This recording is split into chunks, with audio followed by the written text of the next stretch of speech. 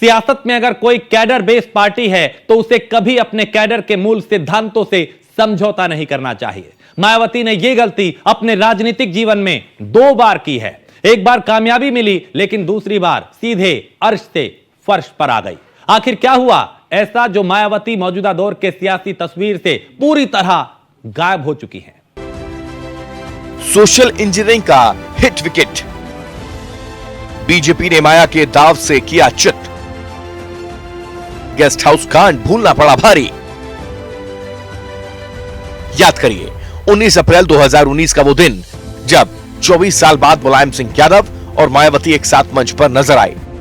जगह थी मैनपुरी का मंच, जहां से मायावती ने मुलायम सिंह यादव के साथ मिलकर बुआ बबुआ की नई जुगलबंदी का ऐलान कर दिया। इतना ही नहीं, गठबंधन से ठीक पहले मायावती ने गेस्ट हाउस कांड के आरोप सुप्रीम कोर्ट से वापस ले लिए और ट्वीट कर इसकी जानकारी भी दी। मायावती ने ट्वीट किया, 2 जून 1995 का Lucknow guest house case Baspa और सपा गठबंधन के बाद और लोकसभा आम चुनाव के दौरान ही सपा के आग्रह पर 26 फरवरी 2019 को माननीय सुप्रीम कोर्ट से वापस लिया गया था। हालांकि ये गठबंधन सिर्फ चुनाव तक ही चला। फायदा मायावती को भी हुआ, जिन्हें प्रदेश में 10 लोकसभा सीटों पर जीत मिली। लेकिन चुनाव के बाद गठबंधन टूटा और आरोप प्रत्यारोप का दौर शुरू हो गया। मायावती ने समाजवादी पार्टी पर वोट ट्रांसफर न करने का आरोप लगा दिया। यानी पार्टी को खड़ा करने की जुगत में भिड़ी मायावती ने वो कर दिया जिससे उनका बचा खुचा कैडर वोटों का बेस भी ध्वस्त हो गया। 24 साल तक मायावती जिस गेस्ट हाउस कांड का जिक्र करके अपने लोगों से वोटों की भावनात्मक अपील करती रही थी, विक्टिम कार्ड खेलती रही थी, उसी मुद्दे को खुद ही मायावती ने खत्म कर दिया।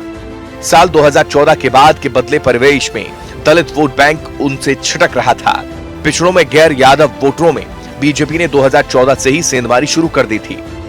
रही सही कसर मायावती ने खुद अपने कैडर्स को नाराज करके मोल लिया। यानी कुल मिलाकर मायावती के पास हाल फिलहाल कैडर के नाम पर कुछ बचा नहीं। जातीय गणित साधने वाले नेता उनसे दूर हो गए।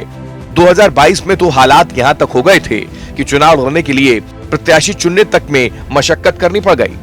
एक दौर में जहां बीएसपी के पास स्टार प्रचारकों की फौज हुआ करती थी, मायावती और सतीश चंद्र मिश्रा के अलावा कोई ऐसा चेहरा नहीं है जिसके सहारे क्षेत्रीय आधार पर मायावती को सियासी बढ़त मिल सके। यानी बात 2024 के लिए करें तो फिर मायावती के लिए अब खोने को कुछ बचा नहीं है।